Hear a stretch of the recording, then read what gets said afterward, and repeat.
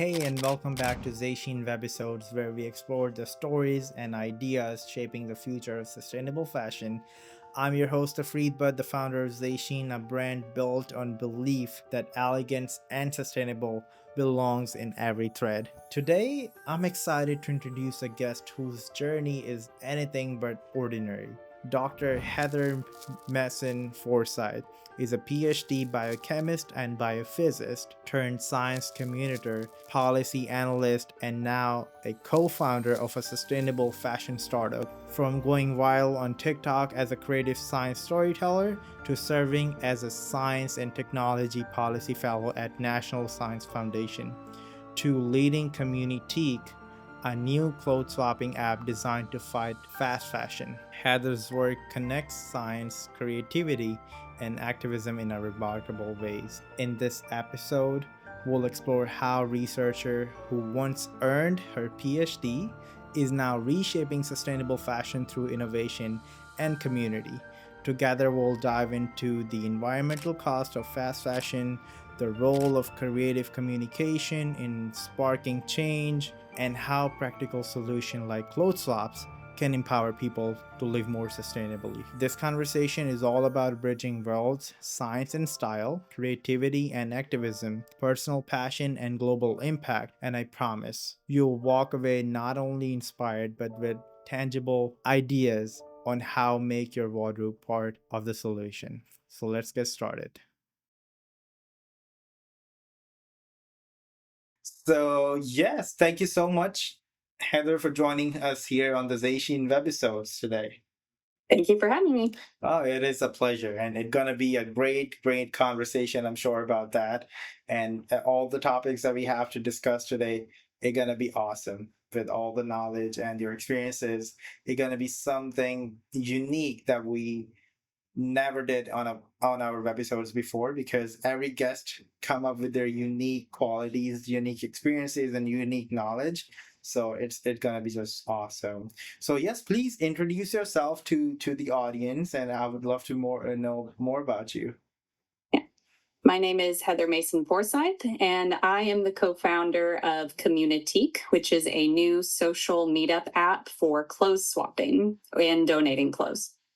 Yes, wonderful. So how we're gonna start from the beginning. How you build your interest in fashion, or there was nothing, or how did you come up with the ideas with all this and how you started? Right.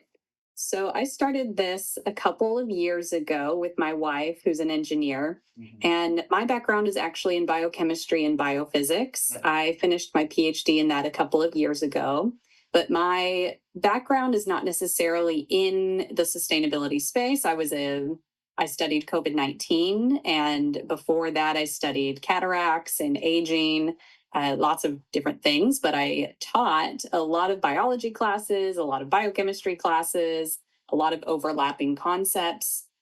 And then during graduate school, I really honed into the field of science communication and science policy because I sort of stumbled on it naturally and on accident at the same time. I always loved writing and more creative outlets for my work, and through grad school I started doing a science communication podcast, and then I started to make TikTok videos with dance to explain my science during graduate school, and became a micro influencer talking about biophysics while also dancing in the lab. And so this sort of propelled me into more aggressively into this career rather than staying on the lab bench.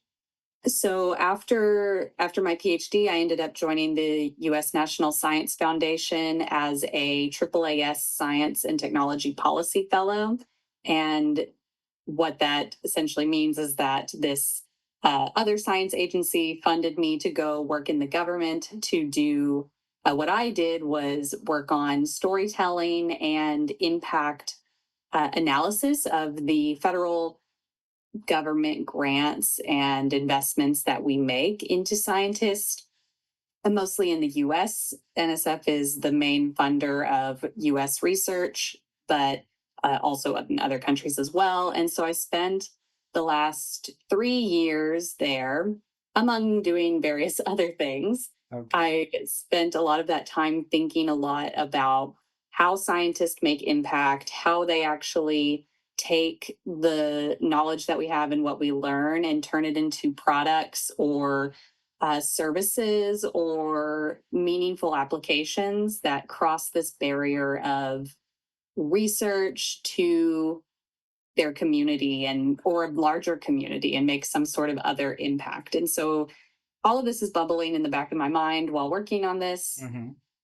On the side, I just happen to love thrifting and secondhand fashion. It's like a big hobby of mine. And I started to get very angry and annoyed about how inaccessible secondhand fashion has often become. It's often more expensive than buying new, especially if the other option is fast fashion. And that just means that people who can't afford to shop at thrift stores or secondhand options, they have, if they need something, they have no other option that is sustainable. And simultaneously, I'm learning about all the downstream impacts of the fashion industry. It is responsible for about 10% of our global carbon emissions. That's like 3 times more than aviation and the shipping industry combined. And it's at every level of fashion, it's from production to creation to shipping somewhere else. And then most of these clothes end up in a landfill after being worn only a handful of times. And we're at a point where uh, we are spending more money and we're at a point where we are wearing more clothes than ever before, but for a less amount of time, and all of this is just making me very upset. And Which is true.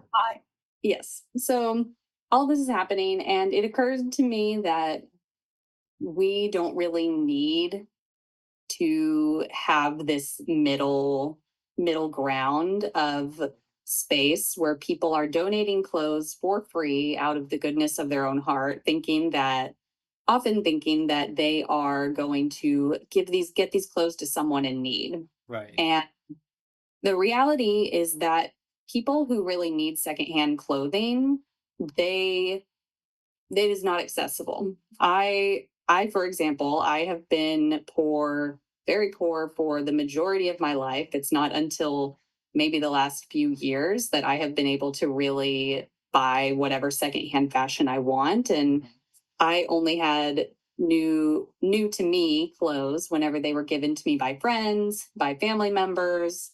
Um, and that's kind of it. Okay. And these clothes are being donated, and then we pay money again to go to the same thrift store and buy clothes again. And most of the things that we bring there end up in a landfill anyway. So I started to develop Communitique so that people could add friends, meet friends, post clothes that they're going to donate. People who really want them can request them. And then you can chat together, meet up in your city. And actually, number one, for the people giving clothes, you like know who it's going to. You know for sure it's going to someone who really wants to wear it. You know it's not going into the trash. And if you're receiving it, you do not have to spend money on clothes that someone was otherwise going to give away for free anyway. And on top of that, I also really wanted to have this be fun and dignified and not a hey poor people here's clothes sad kind of a way. I think that this is a really fun alternative, and there's a better way to do things that actually treats fashion as community care rather than as this othering force in our world. Right. Right.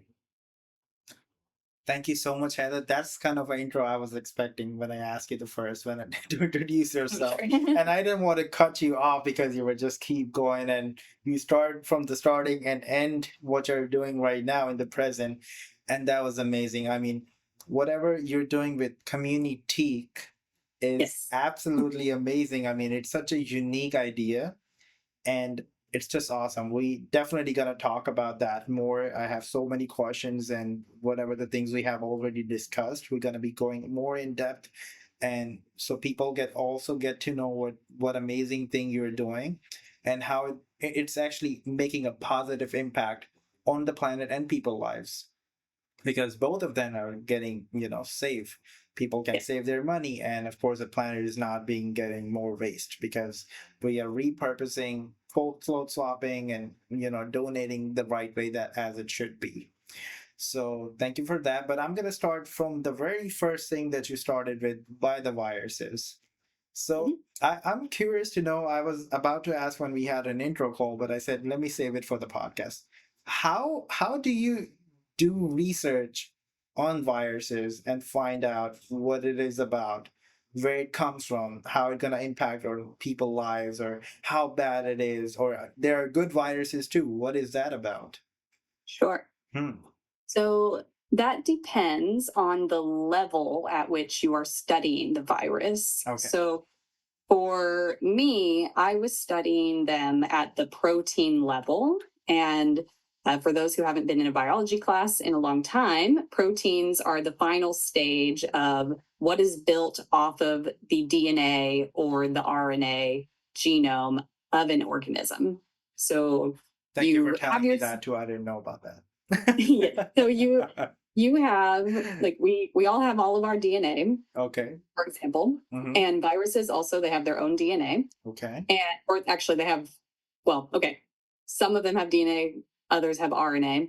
They have their genome. Okay. And but all of this is not used all of the time. For example, your skin cells have the same genetic code as your heart cells, but obviously they are not built the same and they're not doing the same things. And that is because your body is only expressing parts of the genome that it needs to make proteins, which I think of as like the toolkits, the builders, and the things that are actually doing the stuff.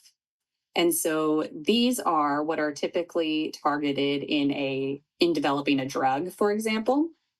So you would have a drug that would stick to a particular part of a protein, maybe. And we have to really understand what that protein looks like and what its chemical structure is to be able to do that and to be able to stop it doing its normal function. So if it's a uh, like the most common example is like a lock and key. So if a protein is a key and another protein is a lock, you could make a drug that blocks the entry of the lock so that the other one could not go into that crevice. I see. So you use their own opposite thing to stop the virus. Yeah, you That's how it can. works. So are the viruses are everywhere that we're living at, and if so, why we're not so get it infected, on the daily basis, or our human body is good enough to absorb them and we're used to it? So it depends on how vaccinated you are and what viruses you've been exposed to in the past at maybe smaller doses. And there's other viruses that only only affect certain types of organisms for sometimes reasons we don't fully understand. So there's just some viruses that only infect a bird, for example, and maybe it can evolve rapidly to also have an impact on people, but you know, it depends on our unique biochemistry and like where it's able to bypass our immune system or not. I see. Wow, that's amazing. So you also mentioned about COVID-19. I know it's not so hot topic anymore, but I would still, because Probably still should people be. get infected of it. Yeah, So I had it recently. yeah, And Don't recommend. No, I'm glad you're good. So my question is, when the COVID-19 came in 2020, whoever gets infected of it, there it was so bad and people lost their lives to it. And of course, our scientists did their job very well. They came up with a vaccination. We all get vaccinated, and now it's got better. Even now, people get infected as you did. And I know some of the people who didn't took the vaccination and they get COVID now, but it's not as bad as it was before. They Mm. don't, so go to hospitalized or be so much in care, things like that. So what happened when the COVID-19 came? How that was just so powerful, but it's not anymore that people who get infected, it doesn't that bad anymore. How was the journey of it? So there's a couple things at play, which is number one, a lot of people did get vaccinated, as you said.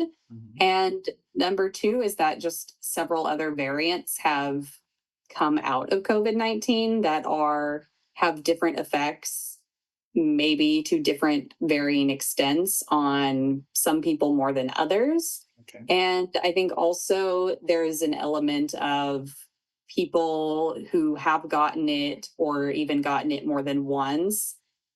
We think that the research seems like there's still a lot of long term effects that could be coming from this that we don't fully understand yet. So it's like still not good to get COVID, and it's still not good for your immune system to get it over and over again.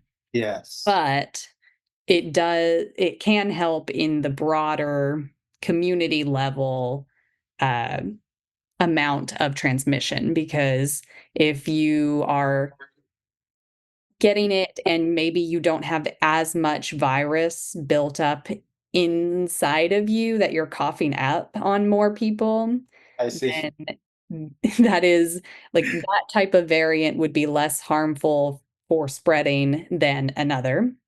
And I Yeah, think a final factor is also that we really shifted to a lifestyle that is a lot more remote than it used to be.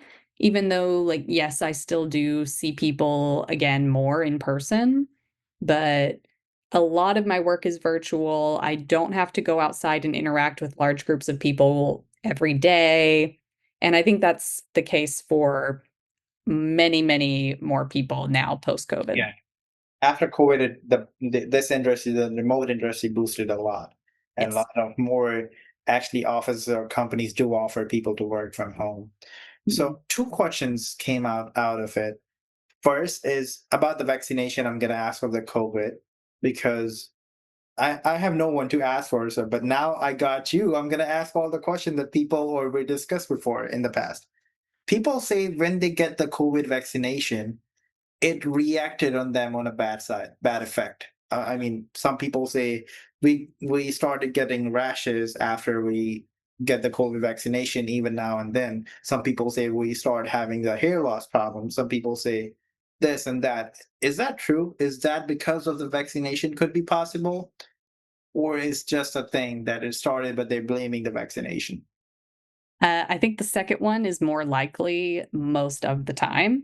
I think there probably are like a handful of very rare cases where someone might be predisposed to react to to a vaccination Yeah, in some way that was unexpected, or that we maybe there was a miscommunication about something they were allergic to, or these sorts of things can happen, but the percentage of it is, like, so negligible compared to the benefits of getting a vaccine, and a lot of this is just correlation and not causation, but research is ongoing all the time, and people are always trying to make these vaccines better. I see. So this could be the reason. Okay, that's good. And one more thing that because we were discussed, the people started working more remotely. I was actually, I don't know if I were looking on the YouTube video or something or some research, they said if we are exposed to more people, more human being, our body gets more, kind of a useful, and our immune system gets more powerful to adapt. Or if any virus comes in, we're able to fight that ourselves. That was the thing. But if we're so isolated, it's not so, kind of powerful anymore. If we get infected, they're gonna affect us more. Is that kind of true thing, or is there any research behind it? So there is research about how exposure to more areas, more people can help your immune system, but I don't think that most of us are so isolated that we're not getting the benefits Yeah, from. it's not that point yet. Yes. And, like, there is even some interesting stuff about, like, if you have a dog who goes outside and, like, maybe that impacts your reaction to allergies if you, like, have an animal who comes in and out and you have more exposure to the outdoors through that, and, there are benefits to exposure, but I don't think any of us, unless you are, locked away in a sterile environment, we're not not getting enough exposure to others. I see. I see. Yeah. As I said, we're not that point yet. And I hope not we get there, but as we are seeing the AI is coming up and people are getting, more kind of an in-house thing, could be, we never know. Sure. Thank you so much for that. But now we're gonna move on to your journey and we're gonna come to NSF. How was your work over there and how was the experiences and what thing you were worked over there about? Yeah, it was really great. It was really informative and useful to work inside of the US government and know how decisions are made and really get hand experience into, talking to Congress, thinking about how policy really impacts the day-to-day lives of all people and what our role is in that. And I got experience, helping manage money, and I got experience talking about the impacts of scientific research and really figuring out how to talk about scientific research in a way that is super accessible to people who aren't other PhDs, and it was really good. Amazing. One more question out of curiosity. When you work in the government, do you see or notice any different that private corporations have and the government have different policies or different frame way to work or different type how they move? Is there Hmm. any difference or how they work?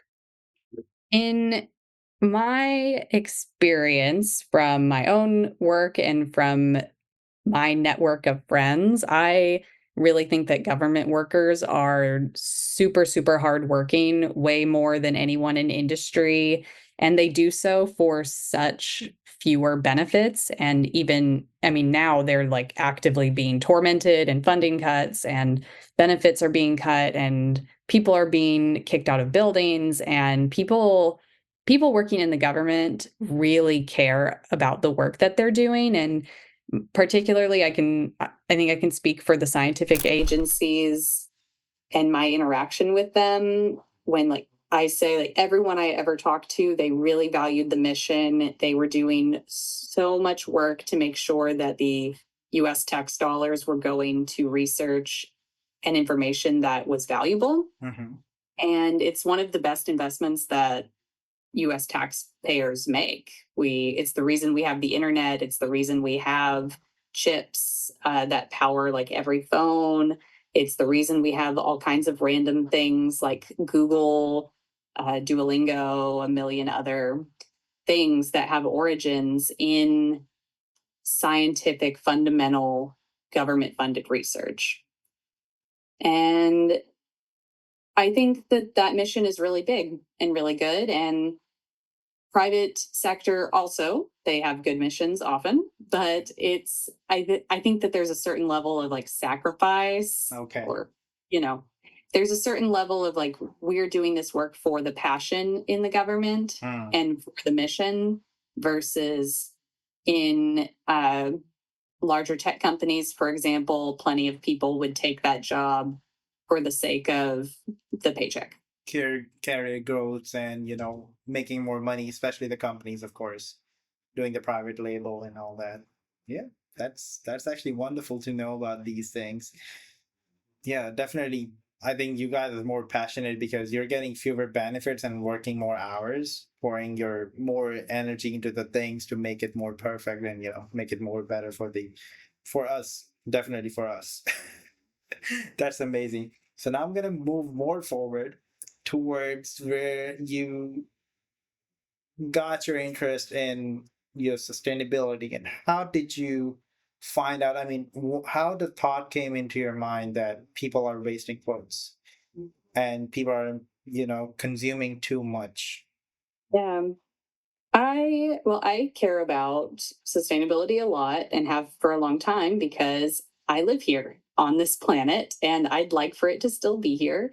And I really, really love nature, the outdoors, wildlife. I'm a biologist first by training, and I really see how everything is connected and none of these things exist in a bubble. Mm-hmm. And on top of that, I think that I've been aware for a long time about how much we're over consuming because I grew up poor and inherently didn't overconsume because I couldn't afford to overconsume. But I was like, I was okay. Like, you don't have to overconsume. So on top of this, and moving forward, Mm-hmm. I started to work on some programs that were sustainability focused whenever I was still working at NSF. And I was just thinking about this more and more. And through that, I learned that the fashion industry is one of the biggest culprits of climate change, one of the biggest causers. And it just struck me as like silly and something that we could fix really easily because we have enough clothes on Earth produced already to clothe something like the next 6 generations of people if we stopped making clothes right now. And that's like a ton of clothes. That's right. Yes. And on top of that, most of the clothes that are made now are made out of plastics. Mm-hmm. And as a biochemist, this is particularly interesting to me because we don't know all of the downstream impacts of what microplastic leaching into our waters is going to be. And presumably there will be a number of health related risk associated with the amount of plastic that we're intaking. And a lot of this is coming from clothing. Most clothes is made out of plastic and oil, and it is a huge driver of our oil production, of shipment around the world. And it just seems like something maybe on the surface that's like kind of frivolous and fun to work on. Like, yeah, yay, we need sustainable fashion. Like, let's recycle a cotton shirt. Mm-hmm. But to me, like, this is something that's really serious, and it's something that's at the core of a lot of our other sustainability goals. So, for example, if you look at the UN's sustainable goals, one of them is to consume less or responsible consumption, but it also is tied to things like poverty, to reducing inequities, to health, to access to clean water, Right. to access to like clean, healthy life on land and in the seas. And the fashion industry is damaging all of these things. And that is a very alarming thing because most of us, if you have a smartphone in particular, Mm-hmm. we have too many clothes already and we do not need them. Clothes are like inherently something that people do need. They are like shelter, protection. They are artistically really important across all cultures for expressing yourself and for establishing, certain groups of people. But we are way, way past that point in clothes and in fashion. And we cannot we cannot go on like this. The the UN, for example, has another statistic about how if everyone in the world consumed like the United States, Okay. it would take 5 Earths to support Wow. just the number of people who are on one Earth.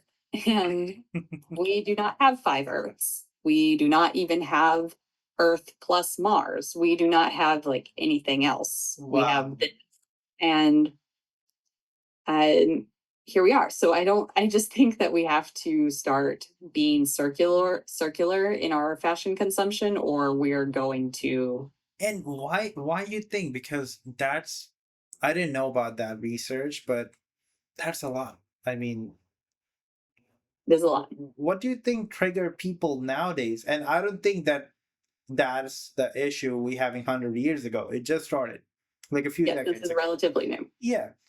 What triggers people too much nowadays that they consume too much and then waste too much?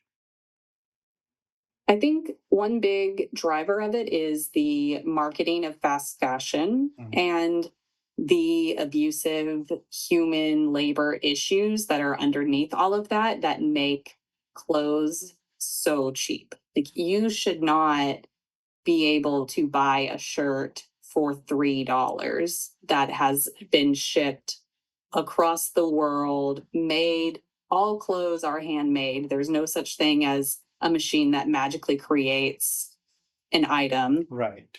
And people just, they're so far removed from where their clothes come from that they overconsume, and they are told, it's okay to. Something that's really common, for example, is that people will buy multiple versions of the same shirt because the sizes are inconsistent at a for a particular brand.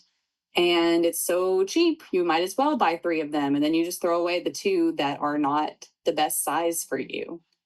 And there's just like this ongoing culture where it's too easy, it's too far removed, and it's become also like it's sold like a hobby. But for me, and I think it has to be for everyone, or we're not going to make it. Right. Capitalism is not a hobby. Like, going and just consuming for the sake of consuming is not a hobby, because, and most of this stuff, it never gets used. It's not, no one takes any amount of time to think about whether or not they actually want it, if they need it. And it's just an ongoing cycle. So part of this psychology is feeding into why I built Communitique the way it is, which is sort of like a shopping app. It looks like a shopping app. And so you still would get the dopamine rush of getting to request this item, getting to like scroll through and see all the clothes that people in your city are donating. But you can't hit buy immediately. And in fact, you don't buy anything, it's all free. So you have to request. And Amazing. I think that what I hope is that it will be a better psychology, because the way fast fashion shopping feeds the brain is like any other addiction. You go, you get all this dopamine rush from buying, and then you immediately afterwards you feel kind of guilty. You feel like, man, it didn't actually make me that happy. And so then how do you fix it? Well, you just go do it again instead of changing your behavior. Do you But think social media has, I'm sorry, I cut you off. Oh, go ahead. But do you think social media has played a big role in this since the Instagram and TikTok came up, and we see people having hauls, and with all the new, I mean, I see 7 days, 7 outfit series every day. They're buying something new, and to wear them. Do you think that's trigger people? They wanted to be like them, or or maybe they started in the brain that it's normal. Think like I think it is over normalized. And also we have influencers really pushing this, and we have celebrities who are large, almost all of them, largely push over consumption as well. And we also have like just a normalized clothes for like no reason in throughout our culture. So like for every event, people will just make a t-shirt for it and give everyone this t-shirt for a specific event, like a bridal party, like a family reunion, like Right. you name it, a race, all kinds of random stuff that people, you don't need a t-shirt for every, to commemorate every single thing that ever happens to you. It's nuts. They never wear them again. And you also have the same thing happening in like every company. They make a ton of swag that no one wants, no one wears, and it also all goes to the trash, and it's not reusable often because who else? I mean, no one wants a t-shirt that says Nvidia on it. Like it's just not something that people want to do, and definitely not something we need. So we have this like weird culture of Yeah. creating clothes on purpose to be worn one day. Yeah, maybe And they should focus on their employees' happiness and give them a bonus so they they can totally work should. more harder, like government people, you know? Yeah, they should. Exactly. So I totally agree with you. When a person, a poor person who have not many resources, as you were at that place, and I remember myself were at that place where we can't afford, or in our culture it's not something like that to buy many things, but right here, and when they see people keep changing clothes and they get fascinated about that, and then they see a t-shirt, they see a dress which is $3 and $10, how are you going to stop them? Because they don't have enough money to buy something sustainable or ethical or a better quality. They just go by the trend, not thinking about, not so conscious. Of course, you, if you don't have the resources, you were okay. You was like, oh, yeah, it's good. But a lot of people don't understand that. How are you going to tell them, or how they can, get rid of this part of the thing that they're doing? I think first, I probably wouldn't tell them anything because Okay. this is such a minority amount of people who are causing the problems that we see. Okay. I really think the accountability comes from the upper class and from people who are setting that standard, from influencers, from whoever is like the the girl at school who arrives every day with a new outfit and post about it. Like these are the people who really need to be held accountable. But for everyone, I do think that we really need to turn back to our community a lot more. I think that so much of our problems and our climate issues come from not being connected to our community, period. And uh, this is related to clothes in the sense that like, if I'm an older sister, and my little sister for sure got a lot of my clothes. And I got other clothes when I needed them when I was growing up from my community, from friends, from aunts, and these sorts of situations. But now we have this normalized idea that it's inconvenient, or like you should leave people alone, you shouldn't ask for people's help, or you shouldn't, like, Yeah. people Right. are afraid to ask. But most of us have stuff that we don't need anymore, and would be happy to give it to people who need it, or would even just be happy to have it. And I just think that people have really become distant from their community, and we've instead defaulted to obsessive capitalism, that it's better to pay for a moving company than to ever ask your friends to come over and help you. It's better to buy a brand new black shirt for this specific event you have to go to rather than, ask literally any of your friends if they have a black shirt you could borrow for this specific event. It's just, Right. they're really removed from it. And I Yeah, think that's by design. I don't think they're too afraid to ask, but it's not the thing anymore to ask somebody Yeah. things like this, Yeah. right? Exactly. But now I think, let me just get ready. Now I think this is where Communitique come Yeah. in. And as I could see I could think right now, correct me, and add more things.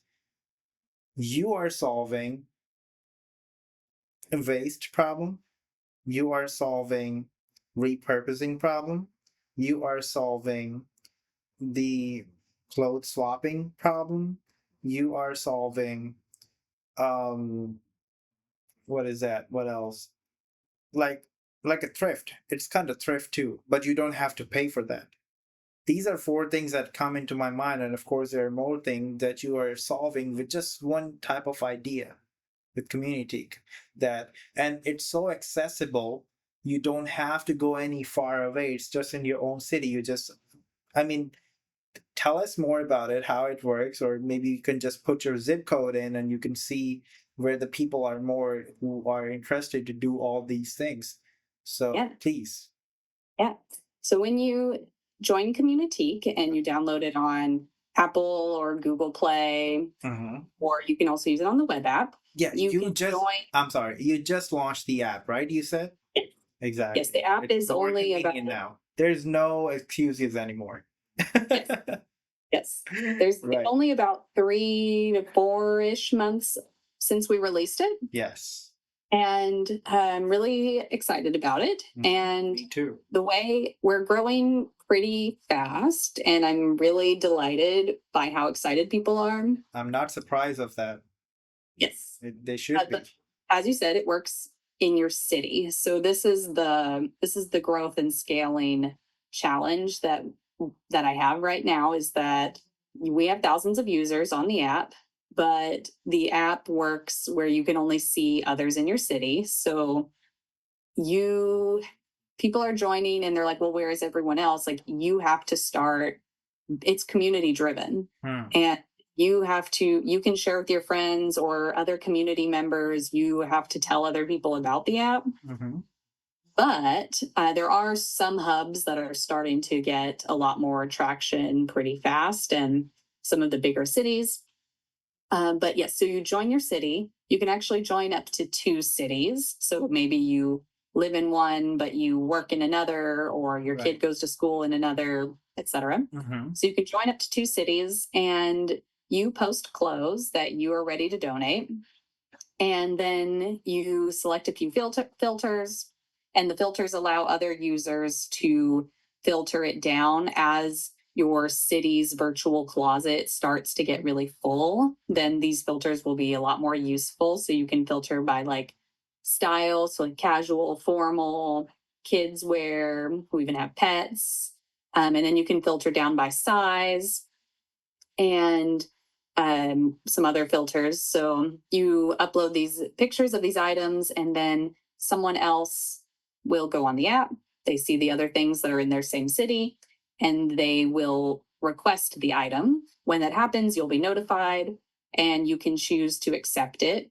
And in that process, you can just choose to accept it, and you're just deciding that you're going to donate that item to that person. But you can also accept it and go look in the items that they've posted into their individual virtual closet. And so then, whenever you accept it, a chat will open, and you could request a swap, for example. So you could say, like, hey, I see you posted this. Can we swap these 2 items? But otherwise, you can just donate the item. And I really want this to be a way for people to get into their community more and use the money that they would have spent on clothes for things that bring more community and hopefully bring them more lasting joy and satisfaction. And so the idea is that you would say, hey, thanks for agreeing to give me this dress. Let's try this new coffee shop, on Main Street, or this new boba tea place, or this new bar, or, any number of like local community spots, and meet the person. And it doesn't always have to be a full hangout, but maybe ideally you do make friends from it. And Yeah, that's you know another thing. yeah, and I mean, some people also brought this up, that maybe it could be a dating app for some people, that clothes are a really good like style is actually a pretty good indicator of a lot of other values that you might have. And so for some people, I guess if you're within the same size ranges donating clothes, Yeah. it could also be a dating app. But yeah, the idea is that you, Yes. yeah, Wow, it's getting more interesting. Wow, yes, amazing. So, and there any fee that you charge, the app charge of doing no, this? no, it's all free, and I plan on keeping it free. I currently the plan is to, as a city gets big enough, to have local businesses pay to become official meetup spots. So Mm. we would then suggest, Oh, wow. "Hey, you matched in New York City to give away black t-shirt. And here's a Yeah. list of our favorite meetup spots." And companies would pay to be in this list of meetup spots. Yes, yes, that was actually I was thinking, and I was also about to ask you if you dedicate some place, a trusted place, because sometimes people also hesitate to go meet somebody in somewhere. So if you Yeah. have a trusted place in the app, okay, you go and meet at this restaurant at this time, you can just have it scheduled, and it's a public place that you can meet, and there's no safety issues too, Yeah, of course, yeah. right? At the moment, it's organized just like any other, like, meetup or dating app where you have to be the one to chat and take some initiative to talk to the person, but I do plan to have a list that the app will suggest of meetup spots. No, definitely. How you just mentioned New York City, and I was about to ask too. How's New York City or New York is in your list?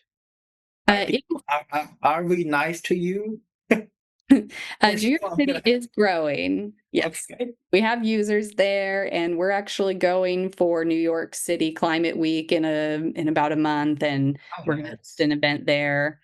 Wonderful. And yeah, and I have some connections there, so I'm hoping to really I'm trying to put more energy into some specific of our bigger hubs to try and grow them more. But at the moment, we're in 1,500 cities ish, and growing slowly but surely. That's amazing. I mean, yeah, you did phenomenal job in just a couple of months or a few. You grow this much, and of course, there's so much potential with this unique idea. I definitely love that. And of course, I'm in city too. Please let me know if there's anything I could help. And of course, I would love to join your event whenever you're hosting it. You said next month. I will Uh, send you the info. yeah, please. Next month is fully booked. I mean, a lot of people reach out to me. There was like, we have Fashion Week, we have another events, and now you. I mean, next month gonna be awesome. I will be staying out for the whole time, not in my house. I believe you also mentioned that this app is not just limited to US, but also across the world. How That's does correct. that work? Yeah. So you join in whatever city. So if that city is not in the US, then Okay. that's fine. You can just sign up whatever city you're in and make sure that you put what country you're in because sometimes All the continents? do what? All the continents? We're on every continent. We've been downloaded on every continent except Antarctica, Okay. which I understand, but I hope that I can maybe find some connections on the research base there. That'll donate down. No, the penguins are paying taxes now, so they can actually get, Actually, yeah. yeah, and they have so many tuxedos to donate. That's right. Wow, amazing. So it's like it's worked like the same way as in the US. If somebody's outside, they just have to put their zip code and their thing, and just Mhm. the thing gonna pop up to them. Yes. And is it easy to sign up with their just email account, Gmail account, or Yahoo, whatever you use? Some people Uh, do AOL. So yes, you sign up with your username, email, you put in a few things. I tell people that it'll work better for you if you put more information because people are more likely to, message and reach out to people who look like real people. So if you have a really ambiguous username and no picture, it's like, So it's do you have kind of a verification in the app that you have to like upload a picture or verify with their face or something? we don't at the moment. No. Mhm. I see. No, But beside, we do have a rating system, okay, sort of like Rover or Airbnb or any other app that is community driven where you can leave a rating for people. So if you try and trade something with someone and they actually give you something that is not that's just like garbage, stained, not, right. whatever, you could give them a low rating. Or if they just never respond to you, Mhm. this kind of stuff, you can Oh, wow. rate That's people. good. That's good. At least you have some idea before you go and meet them in person. Yeah, so, yeah, it's sort of community curated. So beside having the app get socialized, what else better benefits or impact that it made so far? So far, I think it's really helped me it's started a lot of really good conversations because and potentially some civic science research that I'd like to spin off of it because the app, whenever you trade or give away clothes and you confirm that, it calculates an average amount of carbon emissions that you're avoiding by doing this rather than buying a new clothing item. And so there's a leaderboard that people climb. And right now we're calculating an average of carbon emissions, but in the future, I'd really love to make this way more complicated too and integrate some other calculations and features into this. But in general, I think there's a lot of really cool research spin-off work that we could partner with universities on to work on that.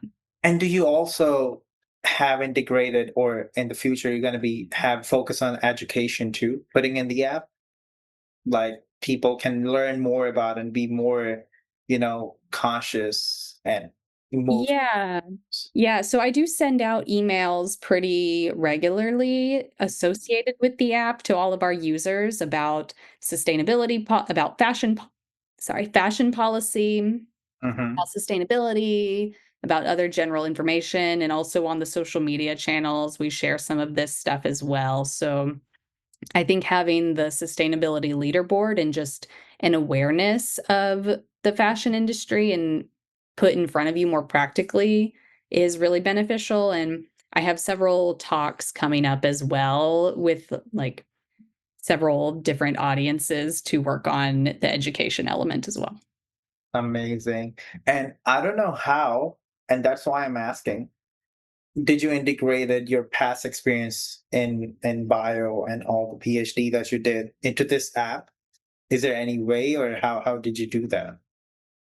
I think that it's integrated in the sense that I know how to execute large projects. Okay. I know how to do research and I know how to like fact check things and That's good enough.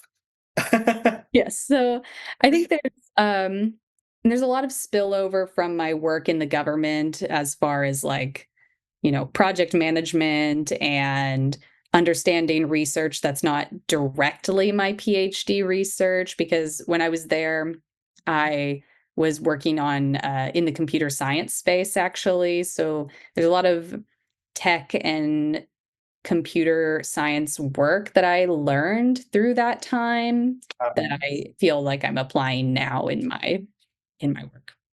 Wonderful. Any funny incident that you have while doing this work or anything with the customers with this community thing? Um, it's a good question. I I think it's been funny how willing people are to try and reach out to me and give me feedback. Okay. People like it's not that easy to find like to give us feedback, through the app or something. People have really gone out of their way to like find us and figure out how to make it work for them. And even though like no one else is in their city yet, and that's really heartwarming to me. Hmm. Maybe not funny, but I'm delighted about it. Oh no, at least it's good because in the sense you're getting the feedback, which is the most important thing, and with the actual human being who are using this thing instead of getting some expert who gonna tell you what to do. Yeah. That's more valuable. Did you ever try it in your city, signing up and do the clothes shopping with somebody else? Yes, I have Not done telling clothes them swap. that I'm the owner. How was how was that? Yes, well, my handle on Communitique is Communitique CEO, so Okay. she knew. But yes, I we had a competition during DC's Climate Week a couple months ago, right after our app had just gotten into the Apple Store, and so we partnered with on an event with Swap DC and Sustainable Fashion Week US. And through that week, we had a competition going to give away a piece of local art to whoever completed a swap first through Okay. the app. And so I ended up giving the painting to a very nice woman who donated a beautiful blue blazer to me through the app. I see. And we tried a new coffee shop and we hung out for a bit, and it was great. Wow, that's amazing. And you mentioned a art piece, and I got a question. Is there just the community is just limited to the clothes? If there's something else that they wanted to swap, are just open to that or just the clothing? It's only clothes. It's Uh-huh. clothes focused, mostly because I feel like there's other good avenues to donate things. So, like the Buy Nothing Facebook group project is an example of something that works really well for like furniture, for example, and lots of other random things. And Uh-huh. I love that. But clothes don't work very well on groups like this because Yeah, it's so disorganized and not searchable, that's and right. clothes just pile up so fast. Right. And so that's why we focused on clothes. Also, because clothes have such a large climate sustainability impact associated with them that, like, I mean, no one is buying 8 bed frames a week, for example. So, Of course not. Nobody gonna buy that. Wow, that's of course, as I said, it's definitely gonna be growing. As I said, I'm not surprised at why it's growing so fast because this is something you're filling the gap. As you just mentioned, that there's nothing a good place existing without Communitique, who are actually supposed to close to be more seeing because we can't search just for the clothes. Especially, I thinking about the Facebook Marketplace. It's mhm. not the case. That's the whole another thing. If you go in the marketplace, there's whole other industry things. Yeah. I believe, yeah, this covers a specific niche, which is of course, and I love it that how you just don't interfere making, selling, and all the thing that a brand has to do, and you're not producing anything new that gonna waste in the future or making a bad impact to the planet. Yep. You just do whatever is existing and just pass it on or Yes. into the landfill. Yep. Wow, that's amazing. Wow, Heather, thank you so much for that. I believe we're almost on time, and Yep. it was such a great conversation. But before we get to an end, anything you want to share about Community or your experiences, we would love to hear about that. I have a statistic that cr this the math is right, but I sort of made up the analogy, so I'm ready. I'll walk you through it. Yes, Um, please. so that this is something that, like, I kind of realized through reading various things, and it just sort of I thought was wild. So, I if you see. if you took all of the elephants on the planet Okay. Okay, you get all of the elephants that we have total, Okay. put them in one place. Okay. You would have to multiply the weight of all of those elephants by Mm-hmm. 61 times. 61 times. Yes, Okay. on average, Okay. to get the amount of weight of clothes that we throw away every year. There's no way. Yes, it's a lot. It's like a lot. We throw away something like, I believe it's 91 million tons, 92 million tons of clothing every year. Wow. So if you take Or that is. the yeah, so 92 more than 90 million tons of clothes gets thrown away. An elephant weighs between like 2 to 7 tons each. There are less than 500,000 elephants on the planet. I mean, my math is not so good, but I don't think my calculator will be also do it as Yeah, well. yeah. So that's actually another topic. Maybe we should focus on saving the elephants too, because we Yeah, don't have much left. of course, yes. Yeah. Well, all of these things are related. All of these things are related. Yeah. So that amount of clothes, where all they go? They get shipped largely into the global south and dumped into large landfills. And some countries are starting to push back on this. So, Rwanda, for example, is a country that passed policy that says we are no longer accepting secondhand clothes from the US, China, Europe. They're just not going to do it anymore.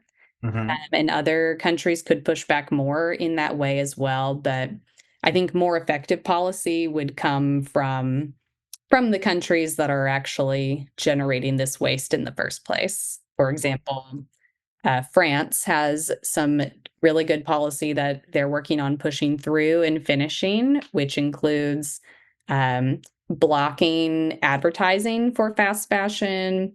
Yeah, they just And started it about a month or two ago. yes. They're actually doing the case suing influencers who are promoting hauls.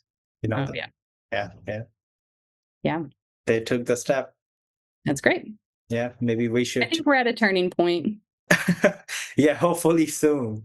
I hope so. Wow, that's amazing. No, actually, I totally agree with you because I had previously podcast with one of the person. He's also a business owner. He lives in Ghana.